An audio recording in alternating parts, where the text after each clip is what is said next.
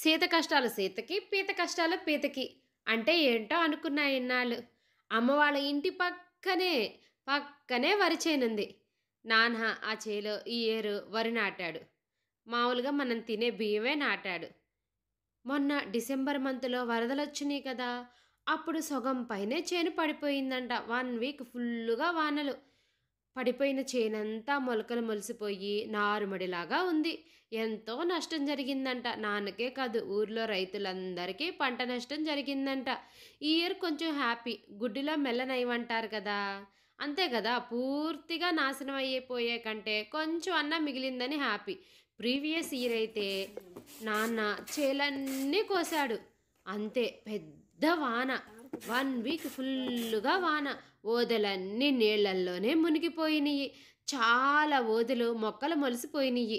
ఈ ఇయర్ నా కోసమే నేనే అడిగాను అటుకులు కావాలని. కొన్ని ఓదెలు తెచ్చి దంచాడు. అమ్మేమో చెరిగింది. నేను కరెక్ట్‌గా మానిక బెట్టి కొలిసాను. 9 మానికలయినియి. అమ్మంది వీటిని ఒక 15 మానికలు చేస్తారులే చిన్న మానికతో కొలిసి. మీరెళ్ళండి చూడండి అటుకుల మిల్లాలు అలాగే చేస్తారంది. వీటిని నీళ్లు పోసి 24 గంటల సేపు నానబెట్టి తర్వాత ఇలా తట్టలో వడగట్టాము. నాన్న ఫోన్ చూడండి తట్టలో పడిపోయిద్ది. ఇది మా నాన్నకి ఫస్ట్ టైం కాదు. ఎప్పుడు ఇప్పటికి ఇది 5వ ఫోనో, 6వ ఫోనో. ఎప్పుడు అంతే కాలువలోనో, చేలల్లోనో అలా ఫోన్ పడేసుకుంటానే ఉంటాడు.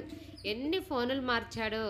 అందుకే తమ్ముడు చిన్నయి నోకియా ఫోన్లుంటాయే అవి కొనిస్తాడు. నిజంగా వాళ్ళసలు చీటింగే చేయలేదు.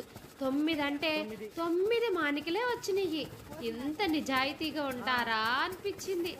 వాళ్ళు చెప్తున్నారు పాపం. ఇందాక నేను చెప్పానే సీత కష్టాలు సీతకి, పీత కష్టాలు పీతకని. నేను ఇన్నాళ్ళు అనుకునేదాన్ని దేశంలో ఉన్న కష్టాలన్నీ మా నాన్నకే ఉంటాయి కాబోలు అని. పాపం వీళ్ళు కూడా వానకు ముందే వచ్చి ఇదంతా మట్టితో అలుక్కొని సెట్ చేసుకొని మంచిగా పొయ్యి ఇలా బాండియి అన్నీ పొగపోవడానికి ఒకవైపు కొట్టాము మంచిగా సెట్ చేసుకొని వెళ్ళారంట. 10 డేస్ తర్వాత వచ్చి అప్పుడు స్టార్ట్ చేద్దాం కోతలు కొయ్యంగానే పచ్చి వడ్డే తీసుకొస్తారు అటుకుల కోసం. పచ్చి వడ్డు వేసుకుంటే ఇంకా బాగుంటాయి. నేను వెళ్ళే తలకి ఓదులు ఎండిపోయినాయి అని నేను నానబెట్టుకొని తీసుకువెళ్ళాను. అందుకనే కోతల కంటే ముందే 10 డేస్ ముందే వచ్చి ఇదంతా ప్రిపేర్ చేసుకొని వెళ్తారంట. వీళ్ళు వెళ్ళంగానే ఒక్కటే వాన. 1 వీక్ ఫుల్లుగా వాన పడటం వల్ల మొత్తం తడిచిపోయి మొత్తం కారిపోయిందంట. మళ్ళీ వచ్చి మళ్ళీ కట్టుకొని మళ్ళీ బీచ్ దగ్గరికి వెళ్ళి ఒక సన్నటి ఇసుక తెచ్చుకోవాలంట. ఆ ఇసుక తెస్తుంటే పోలీసులు పట్టుకున్నారంట. మళ్ళీ వాళ్ళకి లంచాలు ఇచ్చి అబ్బా పెద్ద తలనొప్పి అయ్యిందంట వాళ్ళకి. అంతా లాసేనంట. అప్పుడు అనిపించింది అయ్యో దేవుడా ఈ వాన వల్ల ఎంతమందికి లాసో అని. ఇలా వడ్లని మంచిగా ఇసుకలో వేపాడు. సగమే పేలాల్లాగా వచ్చింది. మొత్తం వేగకూడదంట. వాటిని ఇలా మిల్లులో పోయంగానే అటుకుల్లాగా అయిపోతుంది. ఎంత జస్ట్ 3 మినిట్స్లోనే అయిపోయినాయి అటుకులు. వాటిని ఇలా జల్లెల్లో వేస్తున్నారు. కిందంతా నూక ఒక రకమైన పొట్టు ముక్కు అదంతా కింద పడిపోతుంది. మంచి అటుకులు ఇలా గౌతమో కవరో తెచ్చి దాంట్లో పోసుకున్నాము. ఇలా అటుకులు ప్రిపేర్ చేయంగా మిగిలిన పొట్టు ఉండిద్ది. ఆ పొట్టు అంతా మిషన్లోంచి పక్కన కింద పడిపోతుంది.